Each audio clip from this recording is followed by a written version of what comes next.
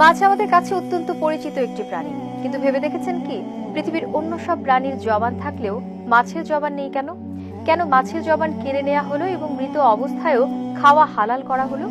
আসলে এর পেছনে রয়েছে একটি চমকপ্রদ ঘটনা। বিস্তারিত থাকছে সঞ্জিদা আজিজের ডেস্ক রিপোর্টে।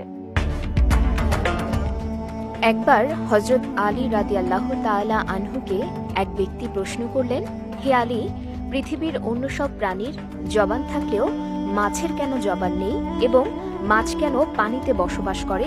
জবাবে হযরত আলী রাদিয়াল্লাহু তাআলা আনহু বলেন, মাছেরও জবান ছিল এবং তারা কথাও বলতে পারত, কিন্তু তারা নিজেদের উপর জুলুম করার কারণে মহান আল্লাহ তাদের জবান কেড়ে নিয়েছেন।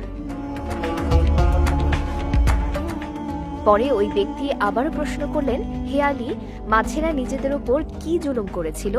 তখন হযরত আলী রাদিয়াল্লাহু তাআলা আনহু পুরো ঘটনা বর্ণনা করেন। তিনি বলেন, ইবলিশ আদম আলাইহিস সালামকে সিজদা দিতে অস্বীকার করায় আল্লাহ তাআলা তাকে বিতাড়িত করেন এবং দুনিয়াতে পাঠিয়ে দেন।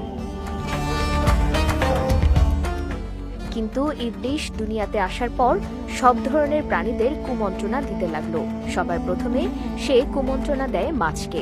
ইবলিশ মাছকে বলে, সাবধান, মানুষ এসে পৃথিবীতে জুলুম অত্যাচার করে ঘুরে বেড়াবে, তোমাদের জীবিত অবস্থায় টুকরো টুকরো করে কেটে খাবে।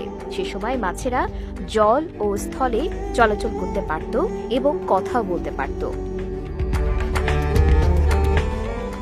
মাছেরা ইবলিশের এই কথা শুনে সমুদ্রের অন্যান্য প্রাণীদের মানুষের বিরুদ্ধে এসব কথা বলতে এবং সবাইকে একত্রিত করতে লাগলো।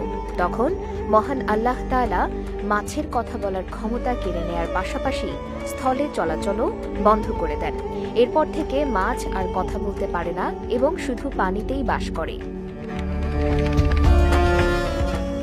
শুধু তাই নয়, মাছের জন্য মহান আল্লাহ নতুন একটি বিধান জারি করেন, তা হল মাছ জবাই করে খাওয়ার প্রয়োজন নেই। তাদের জীবিত কিংবা মৃত উভয় অবস্থায় কাটা যাবে এবং খাওয়া যাবে। মূলত মাছ ছাড়া অন্য কোনো প্রাণী জবাই করার আগে মৃত অবস্থায় খাওয়ার জায়েজ নেই। এজন্য অন্য সব হালাল প্রাণীকে আল্লাহর নাম নিয়ে জবাই করার বিধান থাকলেও মাছের ক্ষেত্রে তা প্রযোজ্য নয়।